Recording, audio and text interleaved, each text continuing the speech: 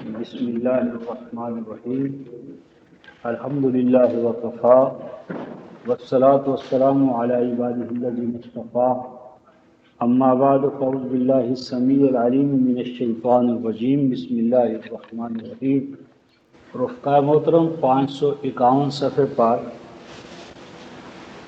جو آیات ہیں ان کو ہم جماعت مبشرہ کے عنوان کے تحت لے رہے ہیں، یعنی آج کا جو درس ہے اس کا عنوان ہے جماعت مبشرہ، یعنی وہ جماعت کہ جسے اللہ تبارک و تعالیٰ نے کامیاب ہونے کی یعنی بشارت سنائی۔ یعنی وہ کون سی جماعت ہے جو اللہ تبارک و تعالیٰ کے ہاں سے بشارت یافتہ ہے، تو اس کو عربی میں کہیں گے الجماعت المبشرہ، یعنی بشارت والی، بشارت پا جانے والی جماعت۔ تو یہ ہمارا آج کا عنوان ہے، اور اس جماعت مبشرہ کی جو تفصیلات، اوصاف، کمالات، خوبیاں اللہ تعالیٰ نے بیان فرمائی ہیں وہ آج کا ہمارا موضوع ہے۔ 551 صفحہ، یہ پیچھے سے رفقائے محترم آیت 17 شروع ہو رہی ہے 550 صفحے پر، تو آیت نمبر 17 سے ہم شروع کر رہے ہیں۔ آیت نمبر 17، 550 صفحہ، نیچے سے دوسری سطر، زمر 39ویں سورہ۔ فرماتے ہیں والذین اجتنبوا الطاغوت ان یعبدوها وانابوا الی اللہ لهم البشری فبشر عباد الذین یستمعون القول فیتبعون احسنہ اولئک الذین ہداہم اللہ واولئک هم اولو الالباب۔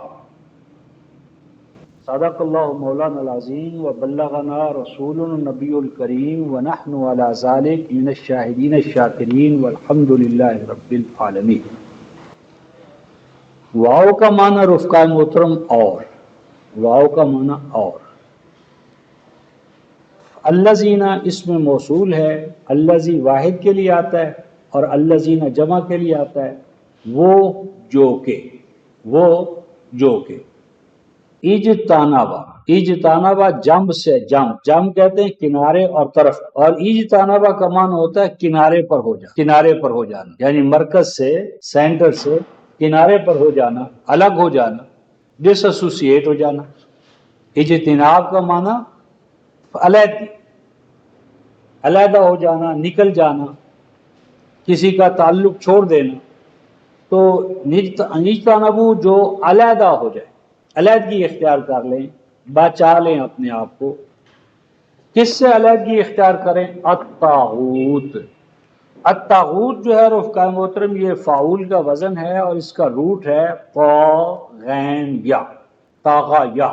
طاغا یا کا معنی ہوتا ہے پانی کا، مثلا دریا کا پانی، نالے کا پانی، کینال، نہر کا پانی۔ جب آپ نے جو اس کے آپ نے کنارے بنائے ہیں، وہ منڈیر ہے مثلا، اس کو جب کراس کر جائے، کراس کر جائے، جسے آج ہم کہتے ہیں فلڈ آ جائے، یعنی حدود جو باؤنڈری لائنز آپ نے ٹھہرائی ہیں، جب کوئی چیز اپنی باؤنڈری لائنز کو کراس کر جائے، عبور کر جائے، تو اس کو عربی زبان میں فعل کے طور پر طغا کہتے ہیں، مصدر کے طور پر طغیان ہے، طغیان۔ اردو میں ہم طغیانی استعمال کرتے ہیں، طغیانی، دریا میں طغیانی آ گئی، فلاں نالے میں طغیانی آ گئی، تو یہ طغیانی جو ہے یہ عربی زبان کا لفظ ہے طغیان سے۔ تو طغا یطغا حدود سے باہر نکل جانا۔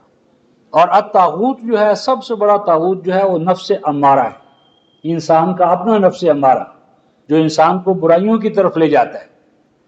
تو ذات نفس امارہ ہو، پھر اس نفس امارہ کے لیے کارکن فرعون، حامان اور قارون، پھر فرعون، حامان اور قارون کے نام پر جتنے بھی ادارے، افکار، وہ سب طاغوت ہیں۔ تو طاغوت کا معنی ہے حدود شکن اور حدود فراموش قوتیں، خواہ وہ اپنا نفس امارہ ہو یا ابلیس و شیطان ہو یا فرعون اور حامان اور قارون ہو۔ پھر ان کی رسمیں، رواج، ریتیں، عادتیں، خصلتیں، سب چیزیں یہ طاغوت ہیں۔ تو جنہوں نے وہ لوگ کہ جنہوں نے بچا لیا، علیحدہ کر لیا اپنے آپ کو حدود فراموش، حدود شکن قوتوں سے، طاقتوں سے۔ اور بچانے سے کیا مراد ہے، علیحدگی اختیار کرنے سے کیا مراد ہے؟ ان یعبدوہا، طاغوت سے علیحدہ ہونے کا معنی یہ ہے کہ اس کی عبودیت، ان یعبدوہا، کہ اس کے عبد بنے، غلام بنے، سرونٹ بنے، اس کی ماتحتگی اور محکومی اختیار کرے۔ کہ جنہوں نے حدود شکن قوتوں کی محکومیت اختیار کرنے سے انکار کر دیا، علیحدگی اختیار کر لی۔ یہ لا الہ جو پہلا کلمہ کا حصہ ہے، لا الہ، یہ اس کا معنی ہو گیا کہ وہ لوگ کہ جنہوں نے غیر خدائی قوتیں، مخالف رحمان قوتیں، وہ شیطان سے لے کر نفس امارہ تک، ان کی محکومی اختیار کرنے سے اپنے آپ کو بچا لیا۔ یہ پہلا سٹیپ۔ اور آگے فرماتے ہیں وَأَنَابُوا إِلَى اللَّهِ، انابا جو ہے یہ نون واو بے، نوبہ، نوبہ، نابا ینوبو، اس کا معنی ہوتا ہے کسی کی طرف چلنا، جھکاؤ اختیار کرنا، انکلینیشن، منہ موڑ لینا، رخ کر لینا۔ تو انابو، رخ کر لیا انہوں نے اپنا، کدھر؟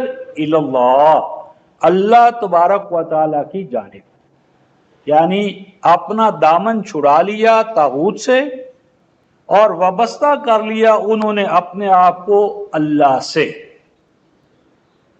یہ کام جب وہ کریں تو اب حکم ہوتا ہے لہم البشرا، ان کے لیے بشارتیں ہیں، ان کے لیے گڈ نیوز ہیں، اچھی خبریں، کامیاب ہونے کی، فوز و فلاح کی بشارتیں انہی کے لیے۔ اس کے بعد نبی مکرم صلی اللہ علیہ وسلم کو حکم ہوتا ہے فبشر عبادہ، پس اے رسول، اے ہمارے نمائندے، آپ بشارت دیں، یعنی لہم البشرا، اللہ کی طرف سے بشارت۔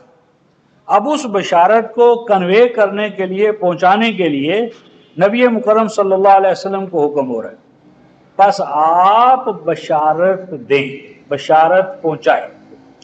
کن کو پہنچائیں؟ عبادے، دال کے نیچے زیر ہے، رف قائم ہوترا، یہ جو زیر ہے نا اصل میں اس کا معنی ہے عبادی، میرے کچھ مخصوص بندوں کو، یعنی ان بندوں کی عظمت کا آپ اندازہ لگائیں کہ اللہ تعالیٰ ان کو بشارت اپنے محبوب صلی اللہ علیہ وسلم کے توسط سے دے رہے ہیں، یعنی محبوب رب العالمین مامور ہیں، ان کو حکم دیا جا رہا ہے کہ جائیں اور میرے کچھ خاص بندے ہیں ان کو میری طرف سے بشارت دیں۔ تو وہ بندے کیا ہوں گے رفقائے محترم؟ کہ جن کے لیے محبوب رب العالمین صلی اللہ علیہ وسلم کو حکم دیا جائے کہ جائیں چل کر میرے بندوں کے پاس اور انہیں، ان میرے بندوں کو میری جانب سے بشارت دیں، یعنی بڑا اعزاز ہے بندوں کا جو اللہ والے بن جائیں۔ اب سوال پیدا ہوا کہ وہ اللہ کے خاص بندے کون سے ہیں کہ جن کو اللہ تعالیٰ بشارت پہنچا رہے ہیں، اور بشارت کے پہنچانے کا ذریعہ کون بن رہے ہیں؟ محبوب رب العالمین۔ وہ کیا بندے ہیں، کیا ان کا کمال ہے، کیا خوبی ہے، کیا وصف خاص ہے، ڈسٹنکشن کیا ہے؟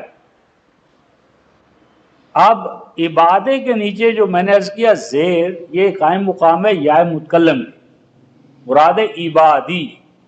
یہی وجہ ہے کہ آگے الذین آ رہا ہے، اگر یہاں زیر نہ ہوتی تو الذین نہ آتا، کیونکہ نکرہ کی صفت جو ہے وہ الذی اسم موصول جو خاص ہے وہ نہیں لائی جا سکتی۔ یہ دراصل عبادی یا متکلم کا حذف اس کو خاص بنا رہا ہے، معرف کر رہا ہے، اس لیے آگے الذین جو آ رہا ہے اس کے لیے اس کو ڈیفائن کیا جا رہا ہے، اس کا وصف بیان کیا جا رہا ہے۔ جماعت فرمایا الذین، یہ میرے بندے وہ ہیں، خاص بندے، الذین وہ میرے خاص بندے جن کو آپ نے بشارت پہنچانی ہے، سنانی ہے، یستمعون القول، یہ اللہ کے خاص بندوں کی پہچان ہے۔ یہاں رفقامت استماع، یہ یسمعون نہیں تھا، یسمعون کا معنی تو سن لینا، سن لینا، اور یہ ہے استماع، یہ باب افتعال ہے، افتعال کے اندر جب فعل چلا جاتا ہے تو اس میں پوری توجہ، انہماک، ڈیڈیکیشن، تو یستمعون القول، پوری توجہ سے، انہماک سے، محبت سے، پریم سے وہ سنتے ہیں۔ کیا سنتے ہیں؟ القول۔ القول یہاں پر اللہ کا قول ہے۔ یہ جو بعض اردو ترجمے میں ملتا ہے کہ ہر اچھی بات کو سنتے ہیں، ہر بات کو سنتے ہیں، یہ غلط بات ہے۔ مومن کو ہر بات سننی نہیں چاہیے، لغو سے تو ویسے ہی اعراض کرنا ہے اس نے۔ تو القول پر الف لام جو ہے یہ اس قائل کا ہے جس کا یہ قول ہے، اور وہ کون ہے؟ رحمان۔ اور القول کا معنی ہے قولی۔ رحمان فرماتے ہیں کہ وہ جو میرا قول پوری توجہ اور انہماک سے سنتے ہیں۔ اور اللہ کا قول کیا ہے رفقائے محترم؟ اس کا حوالہ لکھ لیں، سورہ الانعام 6 سورہ آیت نمبر 73۔ قولہ الحق، قولہ الحق، اللہ کا قول کون سا ہے؟ وہ حق جو اس نے نازل کی ہے۔ اللہ کا قول اللہ کا حق ہے جو اس نے نازل کیا ہے، اور وہ قول حق جو اللہ نے نازل کیا وہ کیا ہے؟ اس کے لیے ایک اور حوالہ لکھ لیں، سورہ یونس 10ویں سورہ آیت 109۔ قل الحق یا ایھا الناس، اے رسول تمام انسانوں کو آگاہ کر دو، بتا دو کہ الحق تمہارے رب کی طرف سے کتاب کی شکل میں آ گیا۔ 10ویں سورہ آیت 109۔ تو قول الحق، یہ الحق قول کلام پاک، قرآن پاک۔ تو جو قرآن پاک کو توجہ، انہماک اس سے سنے، سمجھے، اور آگے فرماتے ہیں فَيَتَّبِعُونَ أَحْسَنَهُ۔ یہاں بھی ترجمے میں گڑبڑ ہے۔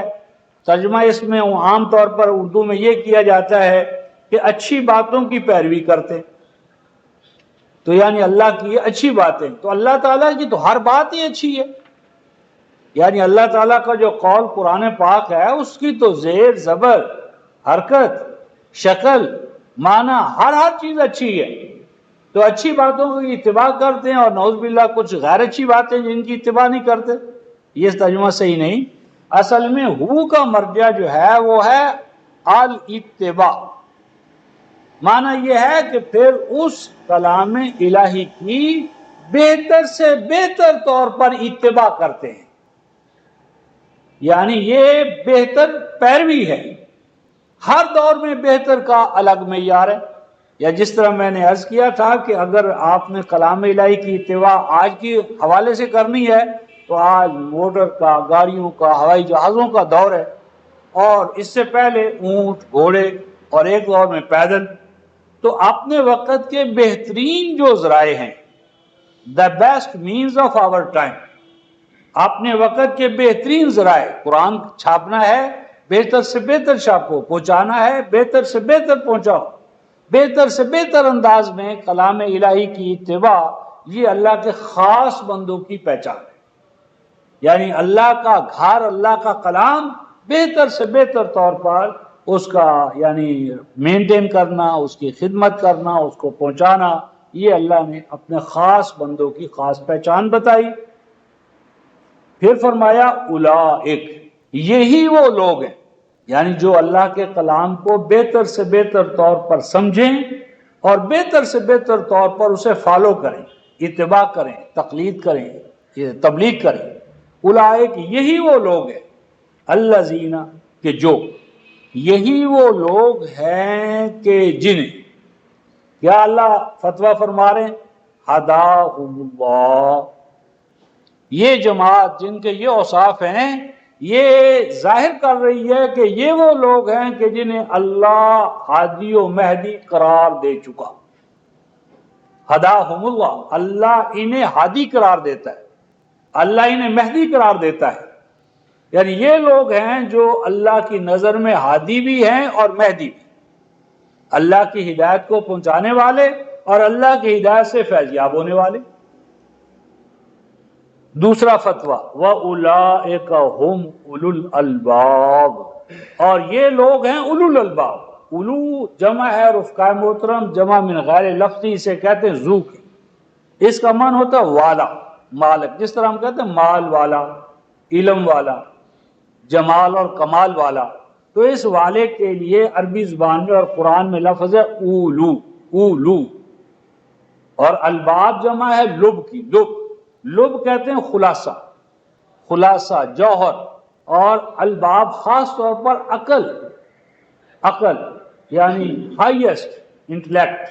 تو اولو الالباب سب سے زیادہ عقل مند، یہی وہ لوگ ہیں کہ جنہیں اللہ تبارک و تعالی ہادی و مہدی قرار دیتا ہے. اور یہ ہادی و مہدی لوگ ہی دراصل وہ لوگ ہیں اولو الالباب، جو بہت بڑے ارباب فکر و دانش، عقل، بصیرت، سوچ، ہر حوالے سے پرفیکشن. اس کے بعد فرمایا کہ یہ تو جماعت ایک حوالے سے ہوئی. اب ان کے مقابلے میں دوسرے کچھ لوگ ہیں، ان کی پہچان بتائی. افمن حق علیہ کلمۃ العذاب، ان کے برعکس وہ لوگ کہ جن پر لاگو ہو گیا. حق علی کا معنی لاگو ہو جائے. کیا لاگو ہو گیا ان پر؟ کلمۃ العذاب، عذاب کا قانون. یعنی وہ اشخاص کہ جن پر اللہ تعالیٰ کے عذاب کا قانون جو ہے وہ عائد ہو گیا، لاگو ہو گیا، نافذ ہو گیا، کہ ان کو اللہ کے قانون عذاب نے پکڑ لیا، پکڑ لیا. اب کیا ہوگا؟ رسول پاک صلی اللہ علیہ وسلم کو مخاطب فرما کر ارشاد فرمایا جا رہا ہے آفا انتا تنقذ من فی النار، کیا ایسے آگ میں داخل ہو جانے والوں کو آپ نجات دیں گے، آپ چھڑائیں گے، آپ جا کر آگ سے نکالیں گے؟ یہ استفہام انکاری ہے. یعنی جو اللہ کے قانون اور نظام کو توڑے اور چھوڑے اور اللہ کے قانون عذاب کی زد میں آ جائے، رسول اسے چھڑا نہیں سکتے، بچا نہیں سکتے. اگر وہ اللہ کے عذاب میں آ گیا تو اسے نکال نہیں سکتے. یہ استفہام انکاری ہے. اس ضمن میں جو کچھ ہم نے کہا ہے کہ رسول چھڑا بچا نہیں سکیں گے، اس کو ایک اور حوالے سے دیکھیں. سورہ الانعام رفقائے محترم آیت 104 105. سورہ الانعام یہ 169 صفحہ ہے، 169 169.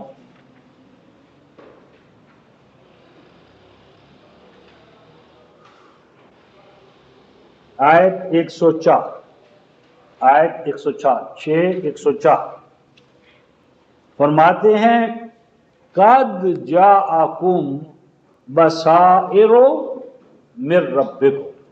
قد میں نا بلا شبہ، بلا شبہ. جاء یجیو آنا، پہنچنا. قد اور کم تمہارے پاس. قد جاءکم بلا شبہ اے لوگوں پہنچ چکی، آ چکی تمہارے پاس. کیا آ چکی؟ بصائر.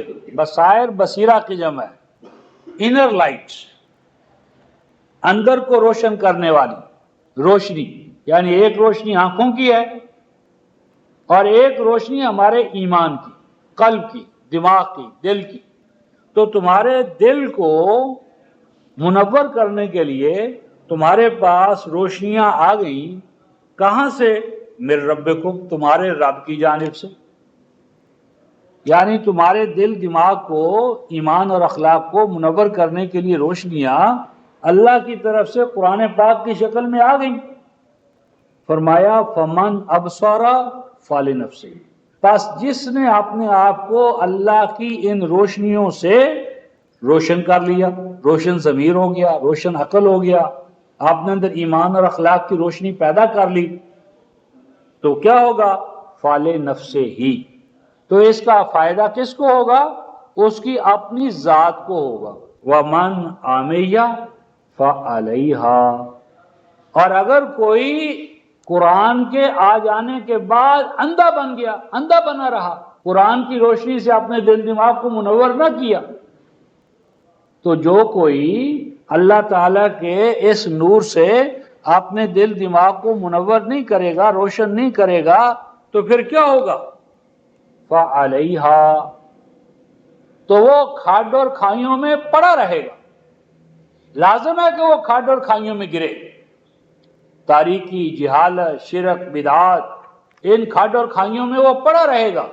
اور آگے فرماتے ہیں رسول پاک صلی اللہ علیہ وسلم کے الفاظ، وَمَا أَنَا عَلَيْكُمْ بِحَفِيظ، اور اے لوگوں نہیں ہوں میں تمہاری حفاظت کرنے والا۔ یعنی رسول پاک صلی اللہ علیہ وسلم فرماتے ہیں کہ اگر تم قرآن کی روشنیوں سے اپنے آپ کو روشن نہ کرو، آنکھیں بند کر لو اور کھڈ اور کھائیوں میں گرو، تو میں تمہیں کھڈ اور کھائیوں میں گرنے سے بچانے والا نہیں ہوں، اور نہ گر جاؤ گے تو میں تمہیں نکال سکتا ہوں۔ اور آگے فرماتے ہیں وَكَذَلِكَ نُصَرِّفُ الْآيَاتِ، اور اس طرح ہم اپنی آیتوں کو عدل بدل کر کے، ان کے پہلو بدل بدل کر آپ کے سامنے لا رہے ہیں۔ اور یہ قرآن کا عدل بدل کر کے مختلف پہلو کو پھیر پھیر کر لانا کیوں ہے؟ دیکھیں کیا فرمایا، وَلِيَقُولُوا دَرَسْتَا، یہ اس لیے ہے تاکہ آپ کہہ اٹھیں، آپ کے مخاطب کہہ اٹھیں کہ اے رسول آپ نے درس دینے کا حق ادا کر دیا۔ یہ ہے درس قرآن کا نبوی میتھڈ، درس قرآن دینے کا رسولی انداز کیا ہے کہ تصریف آیات کو اصول بنایا جائے۔ یعنی کوئی بھی حقیقت آپ قرآن سے سمجھنا چاہتے ہیں تو اس موضوع سے ریلیٹڈ جتنی آیات ہیں وہ یکجا کر لیں، اور یہی سائنسی انداز ہے کسی بھی چیز کے مطالعے اور مشاہدے کا، کہ پہلے ہم آبزرویشن سے، سینسز سے ڈیٹا اکٹھا کریں، مواد اکٹھا کریں، مواد اکٹھا کرنے کے بعد اس کے اندر ہم جنرلائزیشن کریں، کیا چیزیں مشترک ہیں، پھر ضابطہ کلیہ بن جائے گا۔ تو یہ اس لیے ہم آیات کو پھیر پھیر کر آپ کے سامنے لا رہے ہیں تاکہ آپ کے مخاطب کہہ اٹھیں، کیا کہہ اٹھیں، درستہ، کہ آپ نے درس دے دیا، پڑھا نہیں دیا رفقہ محترم، کراتا نہیں ہے، اقراتا درس تھا۔ درس کیا ہوتا ہے رفقہ محترم؟ یہ جس طرح گندم کی فصل پکتی ہے تو اس کو ہم کاٹتے ہیں، اور کاٹنے کے بعد چھوٹی چھوٹی بھریاں بنا کر ہم انہیں ایک جگہ رکھ لیتے تھے، پھر پھلا بناتے تھے، اور وہ بیل، آگے بیل پیچھے پھلا، اور وہ بیل پھلے کے ساتھ اس بھریوں کے یعنی مقام پر مسلسل پھرتا تھا، چکر کاٹتا تھا۔ اس کے نتیجے میں کیا، دانے الگ ہو جاتے تھے اور بھوسا الگ ہو جاتا، توڑی الگ ہو جاتی تھی۔ اس عمل کو عربوں کے ہاں درس کہتے ہیں۔ درس کا معنی ہوا پھلا ڈالنا، اس کے اوپر بیل چلانا، آج کی اصطلاح میں تھریش آؤٹ کرنا، یعنی پہلے ہارویسٹ کیا، کاٹا، اس کے بعد تھریش آؤٹ، الگ الگ کرنا، دانوں کو توڑی سے، بھوسے سے الگ الگ کرنا۔ یہ عمل جو ہے یہ درس ہے۔ صرف قرآن کو پڑھنا نہیں ہے، الفاظ کو پڑھنا ہے، معانی کو حاصل کرنا ہے، معانی سے مقاصد کی طرف جانا ہے، مقاصد کو اپنی ذات میں اپنانا ہے۔ اب بھینس کا لفظ ہے تو بھینس کا لفظ عزیز نہیں ہے، بھینس سے دودھ لینا ہے، دودھ سے صحت بنانی ہے، اور صحت کو بندگی رب پر لگانا ہے۔ تو یہ درس قرآن جو ہے رفقہ محترم، اس کے 7 مراحل ہیں، 7 مرحلوں میں یہ کام اللہ کی رضا کے مقام پر مومن کو پہنچاتا ہے۔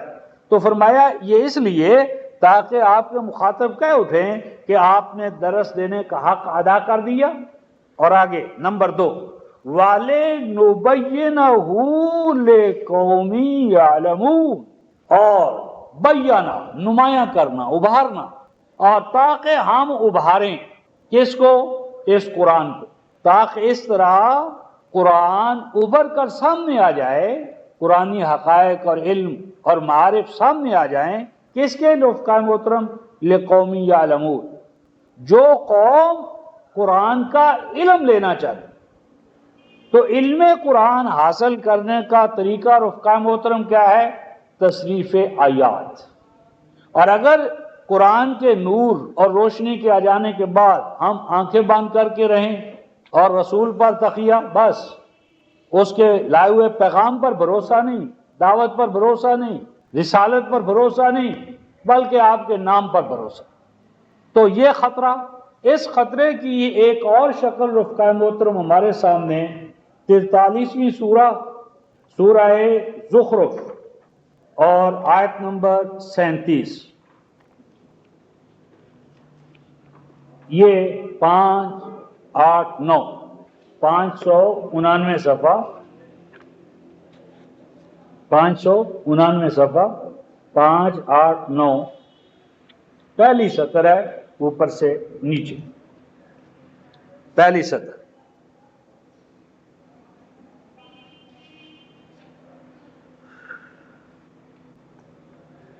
فرماتے ہیں وَمَن يَعْشُ عَن ذِكْرِ الرَّحْمَٰنِ، وَمَن يَعْشُ یہ ہے رفع عین شین یا، یہ مضارع مجزوم ہے، من شرطی ہے، شرط و جزا کی وجہ سے آخری یا گر گئی ہے، عین شین یا عشا، اس کا معنی ہوتا ہے اندھراتا جسے ہم کہتے ہیں، رات کو جو نظر نہیں آتا، اور پھر اس کا معنی ہوتا ہے آنکھیں بند کر لینا، پھر اس کا معنی ہوتا ہے اندھیرا چھا جانا، اندھا بن جانا، آنکھیں بند ہو جائیں گی تو اندھوں کی طرح ہو جائیں گے۔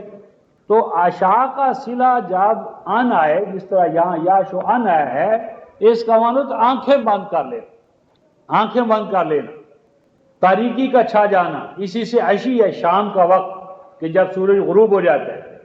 تو من یاشو جو آنکھیں بند کر لے، کہاں سے آنکھیں بند کر لے رفقائے محترم؟ آن ذکر الرحمن، اللہ کے ذکر سے۔ اور اللہ کا ذکر کیا ہے؟ اس کے لیے 2 حوالے لکھ لیں، سورہ الحجر 15ویں سورہ آیت نمبر 9، اور سورہ حامیم سجدہ 41ویں سورہ اور آیت بھی 41/41، یہ ہے ان الذین کفروا بالذکر لما جاءہم وانہ لکتاب عزیز۔ ذکر کیا ہے؟ ذکر رحمان کیا ہے؟ کتاب الرحمن، قرآن پاک۔ اور جو کوئی آنکھیں بند کر کے رہے اللہ کے قرآن کی جانب سے، یعنی اگر کوئی آنکھیں بند کیے رکھے کدھر سے؟ رحمان کے قرآن کی طرف سے، پھر کیا ہوتا ہے؟ نتیجہ کیا نکلے گا؟ نقیض لہو شیطانا، اس کا نتیجہ یہ نکلتا ہے نقیض لہو شیطان، قاف یا زوال قیضا، یہ ہوتا ہے رفقائے محترم اونٹ کے، گھوڑے کے، گدھے کے منہ میں نکیل یا لگام ڈال دینا، اور پھر نکیل اور لگام کسی کے ہاتھ میں پکڑا دینا۔ فرمایا کہ جب کوئی قوم یا فرد اللہ کے قرآن سے آنکھیں بند کر لیتا ہے تو اس کی نکیل اور لگام شیطان کے ہاتھ میں آ جائے۔ آپ جانتے ہیں گھوڑا پشت پر ہاتھ نہیں رکھنے دیتا، گدھا بھی نہیں، لیکن جب کڑیالہ ڈال دیا جائے تو آپ اونٹ قطار اندر قطار ہیں، تیسری دم کے ساتھ دوسری دم بندھی ہوئی ہے، اور آگے ایک بچہ اس کو لیے جا رہا ہے۔ فرمایا پھر ان انسانوں کے لیے ایک شترنگڑا بھی کافی ہوتا ہے، نقیض لہو شیطانا، اس کی لگام اور نکیل آ جاتی ہے شیطان کے ہاتھ میں، پھر کیا ہوتا ہے؟ فَهُوَ لَهُ قَرِينٌ، اور پھر وہ اس کا ہمسفر بن جاتا ہے، دن رات کا اس کے ساتھ ساتھ آ جاتا ہے، چھوڑتا ہی نہیں۔ یعنی ایک دفعہ وہ ان کا رشتہ قائم ہوتا ہے اور پھر وہ رشتہ بس اللہ دے اور بندہ لے، بس پھر وہ لازم و ملزوم ساتھ ہی نہیں چھوڑتا شیطان، اس کا ہر وقت اس کے ساتھ ساتھ چلتا ہے، اور کسی مقام پر جو ہے اس کو چھوڑتا نہیں ہے، اس کے آگے پیچھے مسلسل و پہم اس کے ساتھ ساتھ چلتا ہے۔ اور آگے فرمایا کہ یہ کوئی ایک شیطان نہیں ہوتا، ایک شیطان نہیں ہوتا، فرماتے ہیں وَإِنَّهُمْ لَيَصُدُّونَهُمْ عَنِ السَّبِيلِ وَيَحْسَبُونَ أَنَّهُمْ مُهْتَدُونَ۔ فرمایا کہ وہ شیطان روکتے ہیں، وَإِنَّهُمْ، اور وہ شیاطین جو ان انسانوں کے رفیق اور ساتھی بن جاتے ہیں، وہ پھر ان کو روکتے ہیں، دور کرتے ہیں۔ صدعان کا معنی ہوتا ہے رکاوٹ بن جاتا، رکاوٹ، چلتا ہوا راستہ، اس کے راستے میں آپ رکاوٹیں کھڑی کر دیں، پانی کو روک دیں، صدع سواد کے ساتھ رکاوٹ، رکنا اور روکنا، اور ایسے شیاطین ان بندوں کو روکتے ہیں۔ کہاں سے روکتے ہیں رفقائے محترم؟ عن السبیل، اللہ کے راستے سے. اور اللہ کا راستہ کیا ہے؟ دو حوالے لکھ لیں، 6125. یہ شیطان ان انسانوں کو جن کے یہ رفیق اور ساتھی بن جاتے ہیں، روکتے ہیں اللہ کے راستے سے، قرآن سے. اور آگے کیا فرمایا؟ وَيَحْسَبُونَ أَنَّهُمْ مُهْتَدُونَ، یعنی رکے ہوئے ہیں وہ قرآن سے. قرآن کدھر بلاتا ہے اور وہ کدھر جا رہے ہیں، لیکن وہ گمان کرتے ہیں اپنے بارے میں کہ وہ تو خالص ہدایت پر قائم ہے. وَيَحْسَبُونَ، اور گمان کرتے ہیں، وہ سمجھتے ہیں، وہ اپنے آپ کو کیا سمجھتے ہیں؟ أَنَّهُمْ مُهْتَدُونَ، کہ وہ تو ہدایت کے مغز کو، جوہر کو، ایسنس کو پا لینے والے. یعنی اہل مکہ بھی رفقائے محترم قرآن والوں کو گمراہ کہتے تھے. نبی پاک صلی اللہ علیہ وسلم کو کہتے تسبع، یہ تو نعوذ باللہ راستہ صحیح چھوڑ بیٹھا ہے باپ دادا والا. تو گمان کرتے ہیں اپنے آپ کو قرآن سے الگ رہ کر کہ وہ تو ہدایت یافتہ ہیں. حالانکہ قرآن حکیم نے سورہ الانعام آیت نمبر 25، قرآن کہتا ہے جو قوم قرآن سے ہٹی، ینعون عنہ، جو قرآن سے ہٹے گا، دور ہوگا، ان یہلکون الا انفسہم، وہ اپنے آپ کو ضرور ہلاک کرے گا. جس طرح کہ وہ جسم جو کھانا نہیں کھائے گا، پانی نہیں پیے گا، ہلاک ہوگا. تو ہماری روح کی جو غذا ہے رفقائے محترم، وہ اللہ کا کلام ہے. یعنی میری اور آپ کی جو روح ہے، ہمارے لیے روحانی غذا اللہ کا کلام ہے، اللہ کی طرف سے آنے والی روشنی ہے. جس طرح پودے اگر ان کو روشنی نہ ملے، ہوا نہ ملے، تو وہ کیا ہو جاتے ہیں؟ سوکھ جاتے ہیں. اسی طرح جب انسانی ذات کو اللہ کے کلام کی روشنی نہیں ملتی، اللہ کے کلام کی ہوا نہیں ملتی، اللہ کے کلام کی غذا نہیں ملتی، تو وہ بھی کیا پہلے سوکھتا ہے اور پھر آہستہ آہستہ ختم ہو جاتا ہے. تو فرمایا اور گمان کرتے ہیں وہ اپنے بارے میں کہ وہ تو خالص ہدایت یافتہ ہیں. یہ جو منظر ہے رفقائے محترم، یہ قیامت میں کیا شان دکھائے گا؟ قیامت میں یہ منظر کس طرح ہوگا؟ آئیے اس کا ایک نقشہ دیکھیں. 621 صفحہ، 621 صفحہ.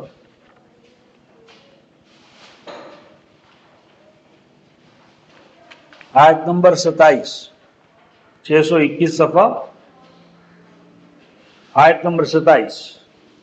وہاں آیا تھا من یعش عن ذکر الرحمن نقیض لہ شیطان فہو لہ قرین.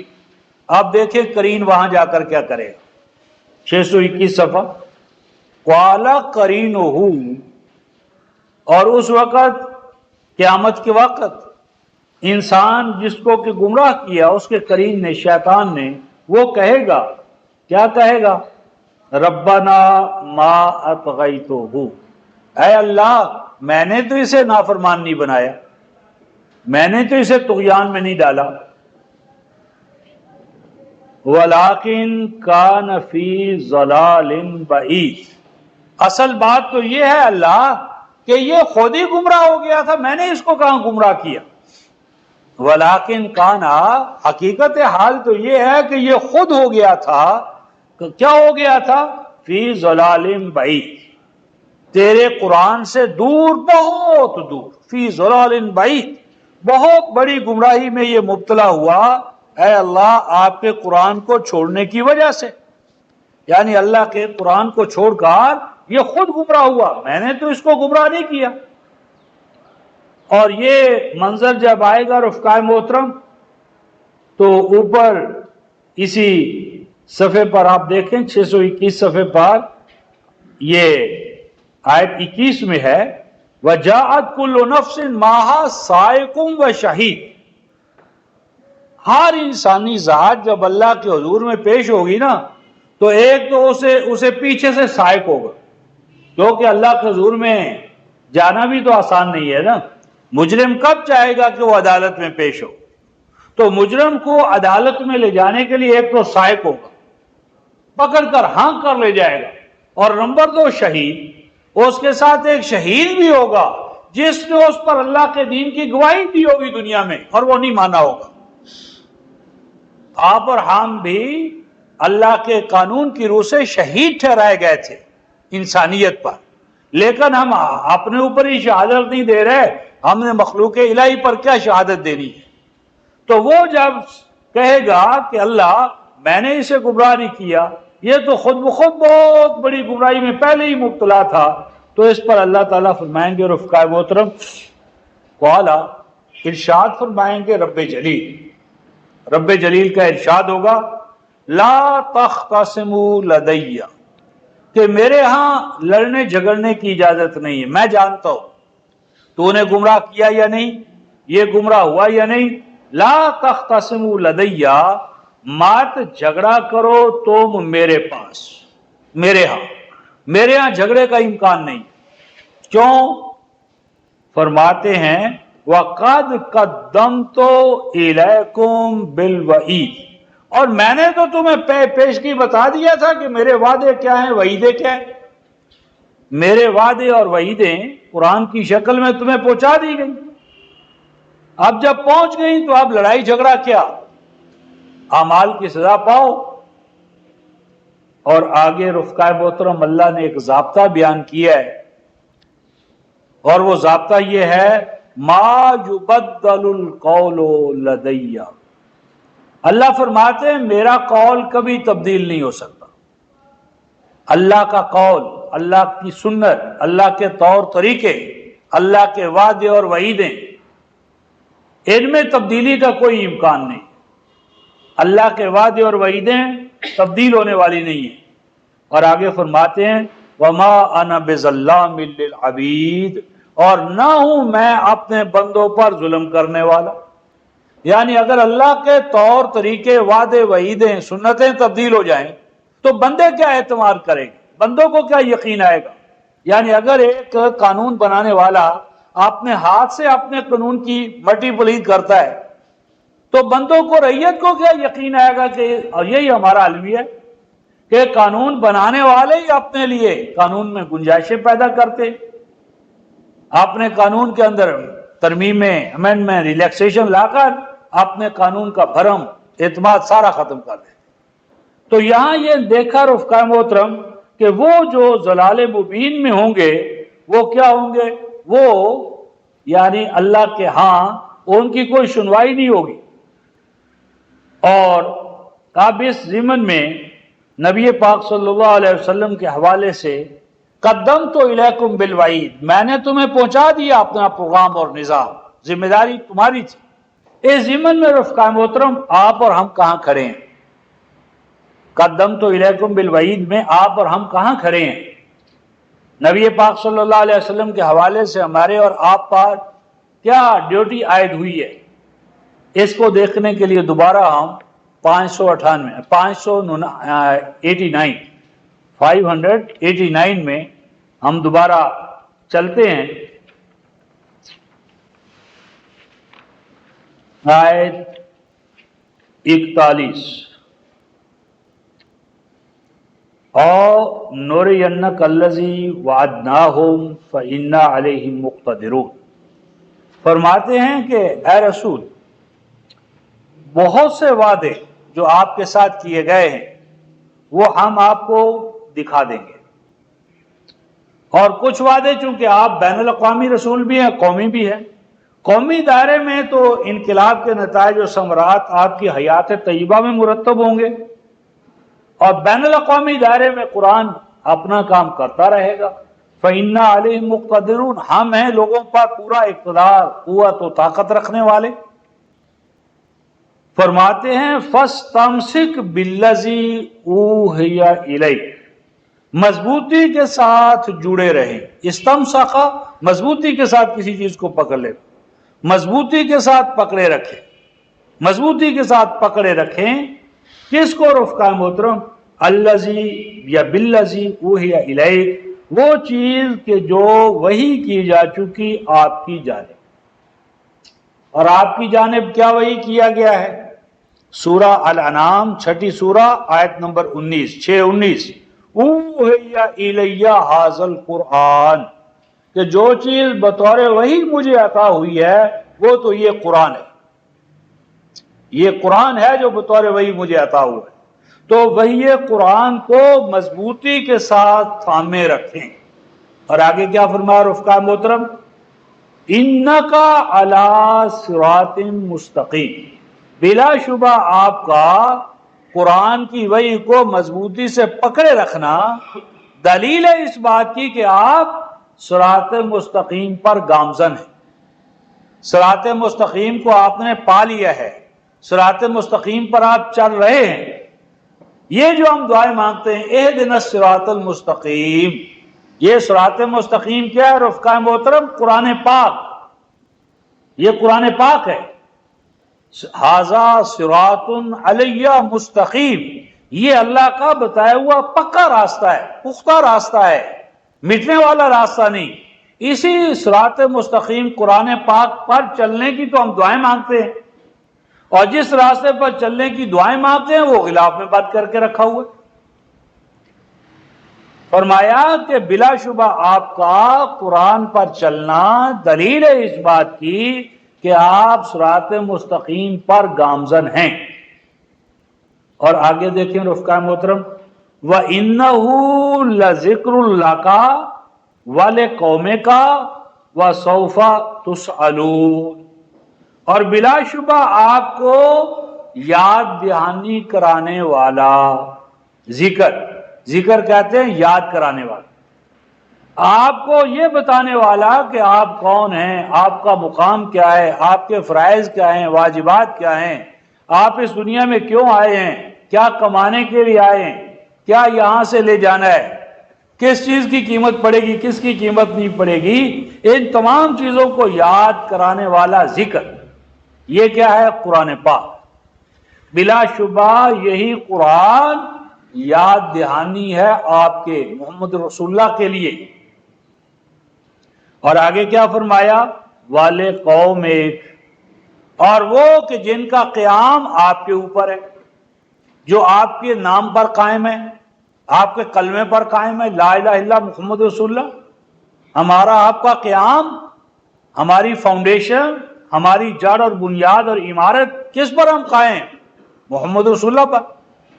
آپ کے لیے اور آپ کی قوم کے لیے یاد دہانی کا کون باعث ہے؟ قرآن۔ اور آگے دیکھیں رفقا محترم، وَسَوْفَ تُسْأَلُونَ، وَسَوْفَ تُسْأَلُونَ، اور کچھ دیر کے بعد آپ سے اور آپ کی امت دونوں سے پوچھا جانا ہے کہ میرے قرآن کے ساتھ کیا کیا۔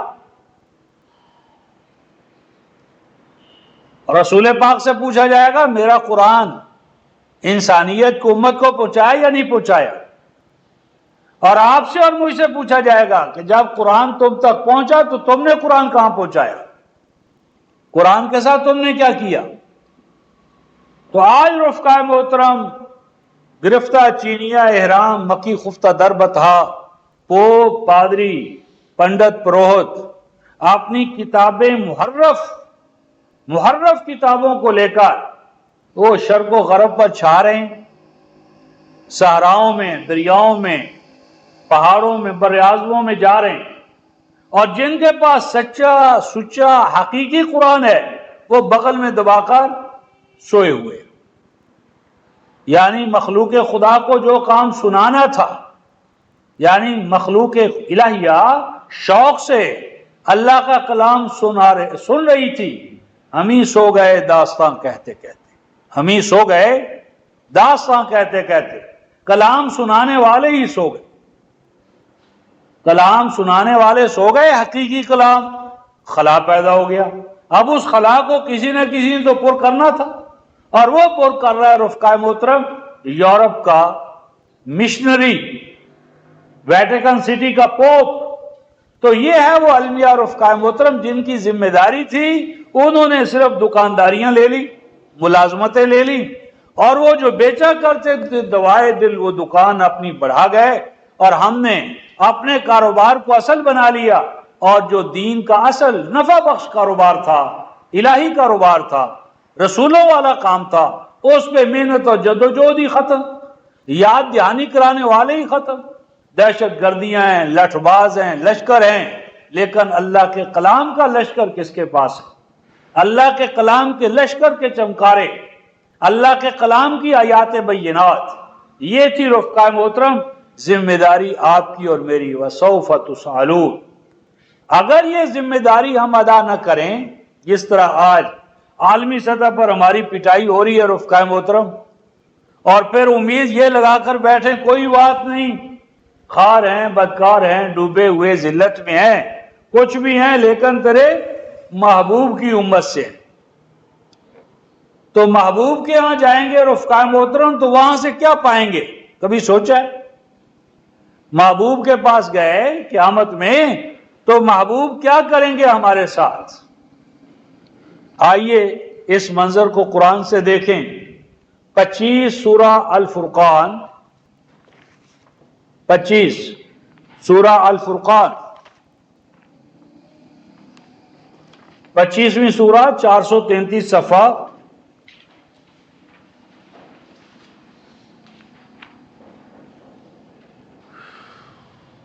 آیت نمبر 27، 25-27 فرماتے ہیں وَيَوْمَ يَعُضُّ الظَّالِمُ عَلَى يَدَيْهِ، یہ وہ دن ہوگا، یہ وہ دور ہوگا، قیامت کا دور، قیامت کا دن۔ کیسا دور اور دن ہوگا رفقائے محترم؟ يَعُضُّ الظَّالِمُ عَلَى يَدَيْهِ، عَضَّ عَلَى ہاتھ کاٹنا، چبانا، غصے سے، ندامت سے۔ آج ہم دیکھتے ہیں غصے میں، ندامت میں انسان اپنا ہاتھ کاٹنا شروع کر دیتا ہے، ناخن چبانا شروع کر دیتا ہے۔ تو کچھ ظالم ہوں گے رفقائے محترم جو قیامت میں ہاتھ کاٹ رہے ہوں گے، ہاتھ کاٹ رہے ہوں گے، انگلیاں کاٹ رہے ہوں گے، اور انگلیاں کاٹ کر، چبا کر، غصے اور ندامت کے حال میں مبتلا ہو کر کیا کہیں گے؟ یقول، کہہ رہے ہوں گے، یا لیتنی اتخذت مع الرسول سبیلا، اے کاش کہ میں رسول کی معیت میں اللہ کے راستے کو اختیار کیے رہتا۔ ابھی ہم نے پڑھا ہے وَإِنَّهُ لَذِكْرٌ لَكَ وَلِقَوْمِكَ وَسَوْفَ تُسْأَلُونَ، کہ کاش کہ میں رسول نے جو راستہ بتایا، سکھایا، سمجھایا تھا، اے کاش کہ میں اسی پر چلتا رہتا۔ رسول کیا دے کر گئے تھے؟ اے امت کو قرآن دے کر گئے تھے، اللہ کی آیات دے کر گئے تھے۔ وہ کہے گا اے کاش کہ میں رسول کی عطا کردہ جو اللہ کی وحی تھی اس پر چلتا رہتا۔ یا ویلتا، ہائے افسوس، لیتنی، اے کاش کہ میں لم اتخذ فلانا خلیلا، اے کاش کہ میں نہ بناتا، نہ پکڑتا، نہ اختیار کرتا، کیا نہ بناتا، کیا نہ پکڑتا، کیا نہ کرتا رفقائے محترم، فلاں ابن فلاں کو خلیل نہ بناتا۔ مرشد خلیل کہتے ہیں جس کی محبت رگ رگ کے اندر رچ بس جائے۔ تو اے کاش کہ میں فلاں، نظر آ رہے ہوں گے ظالم، اے کاش کہ میں فلاں فلاں کو اپنا مرشد، رہنما، امام نہ بناتا۔ اس نے کیا کیا تیرے ساتھ؟ جس کو تو نے خلیل بنایا، امام بنایا، رہنما بنایا، کیا کیا تیرے ساتھ اس نے؟ فرماتے ہیں اس وقت وہ کہے گا، کیا کہے گا رفقائے محترم؟ یہ الفاظ، اس وقت وہ کہے گا لقد اضلنی عن الذکر بعد اذ جاءنی۔ اس وقت آنکھیں کھلی اور کہتا ہے لقد اضلنی، اضل عن، دور کر دینا، بہکانا، ڈیریل کرنا، بلا شبہ اس نے بہکایا، دور کیا، دور رکھا، دور کر دیا مجھے۔ کہاں سے دور کیا مجھے، تجھے؟ عن الذکر، اللہ کے ذکر سے۔ اور اللہ کا ذکر کیا ہے؟ ابھی ہم نے دیکھا 41/41 قرآن پاک۔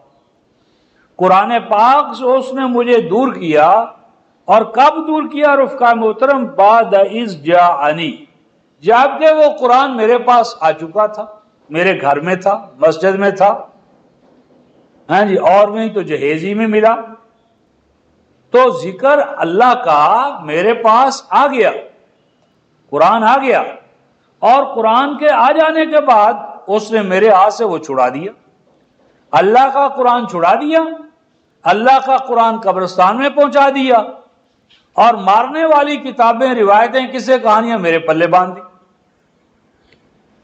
اللہ پاک فرماتے ہیں وَقَانَ الشَّيْطَانُ لِلْإِنسَانِ خَذُولًا، فرمایا کہ جو تم سے قرآن چھڑائے وہ اللہ کا بندہ نہیں ہے، وہ پکا شیطان ہے، جو انسان کو ذلیل کرنا چاہتا ہے۔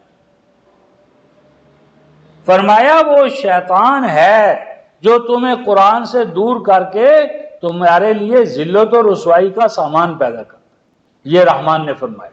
وقان الشیطان، اور ہے شیطان، للانسان خذولا، انسان کو ذلیل کرنے والا، بے سہارا کرنے والا، اللہ کی نظر میں گرانے والا۔ اب ظالم تو اس طرح رفقائے محترم چیخ چیخ کار اپنے ظلم کا اعتراف کریں گے، اور آپ دیکھیں رسول پاک صلی اللہ علیہ وسلم کیا کریں گے۔ ظالم تو اپنے ظلم کا اعتراف کر رہا ہے کہ شاید کوئی نجات کا راستہ کھل جائے، لیکن اب رسول پاک صلی اللہ علیہ وسلم دیکھیں کیا کر رہے ہیں، یا جن پتوں پہ سہارا ہے وہی پتے ہوا دینے لگے۔ اب رسول پاک صلی اللہ علیہ وسلم کا سنیں کیا فرماتے ہیں، وقال الرسول، اور اس حالت میں رسول پاک صلی اللہ علیہ وسلم فرمائیں گے، اللہ کے حضور میں عرض کریں گے، اللہ کے حضور میں رسول پاک صلی اللہ علیہ وسلم اب استغاثہ دائر کر دیں گے، یعنی وہ تو بیٹھے ہیں امید لگا کر کہ رسول بخشوائیں گے، اور رسول کیا کر رہے ہیں رفقائے محترم، وقال الرسول، اور رسول پاک صلی اللہ علیہ وسلم اللہ کے حضور میں کہیں گے، کیا کہیں گے رفقائے محترم، اور پیغمبر کہیں گے کہ اے پروردگار میری قوم نے اس قرآن کو چھوڑ رکھا تھا، اتخذو، بنا لیا تھا، پکڑ لیا تھا، کس نے؟ میری قوم نے۔ کیا بنا لیا تھا قرآن کو؟ مہجورا، اس قرآن کو مہجور، مہجور کہتے ہیں رفقائے محترم الدابۃ المہجورہ، وہ جانور کہ جس کے گلے کی رسی پچھلی ٹانگ کے ساتھ باندھ دی جائے کہ جس کی وجہ سے وہ جانور آسانی سے حرکت نہ کر سکے، آگے نہ ہو سکے، دائیں بائیں نہ جا سکے۔ ہر فرقے نے رفقائے محترم قرآن حکیم کو اپنی رسیوں میں جکڑ رکھا ہے، کہیں ویژول تھنکنگ ہے، کہیں شان نزول کی روایات ہیں، کہیں قصے ہیں۔ تو سامریوں نے، قصہ گوؤں نے اللہ کے قرآن کو اپنی اپنی فرقہ وارانہ آرزوؤں میں، رسیوں میں باندھ لیا ہے، اور قرآن کو آزاد نہیں کرتے۔ قرآن تو اللہ کا کلام ہے رفقائے محترم، اسے آزاد ہونا چاہیے، ہمیں اس کلام الہی کے پیچھے پیچھے چلنا چاہیے، کلام الہی کو اپنے پیچھے نہیں چلانا چاہیے۔ ہم کیا کرتے ہیں؟ کلام الہی کو مانے پہنانا چاہتے ہیں، قرآن سے ہم وہ چاہتے ہیں قرآن وہ بولے جو ہم چاہتے ہیں، جو ہمارے مولوی صاحب چاہتے ہیں۔ تو قیامت میں رفقائے محترم رسول پاک صلی اللہ علیہ وسلم یہ کہہ دیں گے۔ تو اگر رسول پاک صلی اللہ علیہ وسلم نے یہ کہہ دیا رفقائے محترم، تو ہم آپ کہاں جائیں گے؟ اگر معائنے کے وقت جو کلاس کا انچارج ہے وہ کسی بچے کے بارے میں شہادت دے دے کہ یہ بڑا نااہل ہے، نالائق ہے، شرارتی ہے، فسادی ہے، تو اس کے پاس ہونے کا کہاں امکان ہے؟ کیونکہ اس کی شہادت تو انسپیکٹر نظر انداز نہیں کر سکتا۔ تو اگر امت کے بارے میں نبی نے یہ شہادت دے دی رفقائے محترم، تو ہم آپ کہاں جائیں گے؟ کیا ہے کوئی بچاؤ کی صورت؟ کوئی بچاؤ کی صورت نہیں ہوگی رفقائے محترم۔ اب اس کے ساتھ ایک اور منظر ہمارے سامنے آتا ہے اسی حوالے سے، سورہ طٰہٰ 20ویں سورت رفقائے محترم اور آیت 124،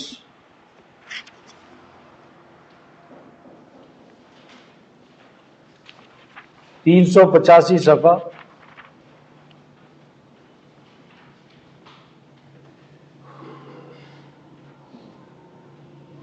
وَنَحْشُرُهُ یوم القیامت اعمیٰ، کچھ لوگ رفقائے محترم جب قیامت میں کھڑے ہوں گے، اللہ کے حضور میں پیش کیے جائیں گے، تو اس وقت کیا حال ہوگا ان کا؟ اندھے ہوں گے۔ وَنَحْشُرُهُ اور اٹھائیں گے ہم کچھ لوگوں کو قیامت میں، قیامت کے دن، اور وہ قیامت کے دن جب اٹھیں گے تو کس طرح ہوں گے رفقائے محترم؟ اعمیٰ، اندھے ہوں گے۔ قَالَ وہ کہیں گے رب اے میرے پروردگار، لِمَ حَشَرْتَنِی اعمیٰ، کیوں میں اٹھایا گیا ہوں اس حال میں کہ میں اندھا ہوں؟ یعنی میں آج اندھا کیوں ہوں؟ میں کیوں آج اٹھایا گیا ہوں اندھا؟ آگے دیکھیں، وَقَدْ كُنْتُ بَصِيرًا، حالانکہ دنیا میں میری نظر تو بڑی ٹھیک ٹھاک تھی، میری آنکھیں، بصیرت، ویژن، سائٹ بالکل ٹھیک تھی، اور یہاں آ کر میری نظر کیا ہوا؟ میں کیوں اندھا ہوں؟ میرے اندھے پن کا سبب کیا ہے؟ رفقائے محترم اللہ پاک ارشاد فرماتے ہیں قَالَ كَذَلِكَ، اللہ پاک فرمائیں گے یہ جو تو کہہ رہا ہے دونوں باتیں صحیح، یہ بھی صحیح ہے کہ تو آج اندھا ہے، اور یہ بھی صحیح ہے کہ دنیا میں تیرے پاس آنکھیں تھی، دونوں باتیں صحیح ہیں۔ بس اتنی بات ہے کہ تو نے سوچا نہیں کہ یہ تجھے آنکھیں ملی کیوں تھی؟ یہ آنکھیں کیوں ملی تھی رفقائے محترم؟ بھئی کھاتے دیکھنے کے لیے، دنیا جہان کی ادھر ادھر کی ہر چیز دیکھی، قرآن نہیں دیکھا، ہر چیز پڑھی، قرآن نہیں پڑھا، تو یہ جو تجھے آنکھیں ملی تھیں تو یہ کیوں ملی تھیں رفقائے محترم؟ فرماتے ہیں کذالک، یہ بات تو صحیح ہے، لیکن ایک جواب دے۔ کیا جواب دے رفقائے محترم؟ اتتکا آیاتنا، بتا تو صحیح، اتتکا آئی تھی تیرے پاس، کیا آئی تھی رفقائے محترم؟ آیاتنا، ہماری آیتیں، ہماری آیتیں پہنچی تھی تیرے پاس یا نہیں؟ یہ جواب اللہ پوچھیں گے۔ اب جب پوچھیں گے رفقائے محترم، آپ اور ہم ہی مثلا اس منظر میں ہوئے، تو کیا ہم کہہ سکیں گے کہ اللہ آپ کی آیتیں نہیں پہنچی تھی ہمارے پاس؟ اتت کا آیاتنا، پہنچی تھی تیرے پاس میری آیتیں یا نہیں؟ آگے کیا فرماتے ہیں رفقائے محترم؟ فَنَسِیتَهَا، اور تو نے میری آیتوں کو بھلائے رکھا۔ یعنی ایک کافر کا خط آئے رفقائے محترم، کلنٹن کا ہے، ٹونی بلیئر کا ہے، وہ تو بڑی دور کی بات ہے، کوئی ویسے ہی مشرک کافر ہندو خط بھیج دے اور تھوڑا سا اس میں مفاد ہو، تھوڑا سا پرافٹ ہو، گین کرنا ہو، تو دیکھیں پھر ہم کیا کرتے ہیں۔ قرآن کے بارے میں کہتے زبان نہیں آتی، اور کوئی دوست خط لکھ رہے انگریزی میں، رفقائے محترم انگریزی ہماری زبان نہ ہو، تو کبھی کرتے ہیں کہ اس کو غلاف میں ڈال کے، ریشمی غلاف میں ڈال کے اوپر رکھ دو، کیونکہ انگریزی نہیں آتی۔ انگریزی نہ آئے، خط آ جائے کسی دوست کا انگریزی میں، تو فوراً جائیں گے کسی انگریزی دان کے پاس، اور یہاں دعویٰ ہے کہ اللہ رب العالمین ہے، محبوب رب العالمین اس خط کو پہنچانے والے ہیں، اور بہانہ کیا ہے؟ جی زبان نہیں آتی۔ زبان آ سکتی ہے، مسئلہ کیا ہے؟ وہ محبت نہیں، وہ چاہت نہیں، وہ اللہ کا مقام نہیں ہے ذہنوں میں، ورنہ کیسے ہو سکتا ہے دوست کا مقام ہو اور انسان خط کو پا کر گھر میں بیٹھا رہے؟ کسی کا اکلوتا بیٹا رفقائے محترم اس سے چھین لیا جائے اور وہ اس کی تلاش میں گھر سے باہر نہ نکلے؟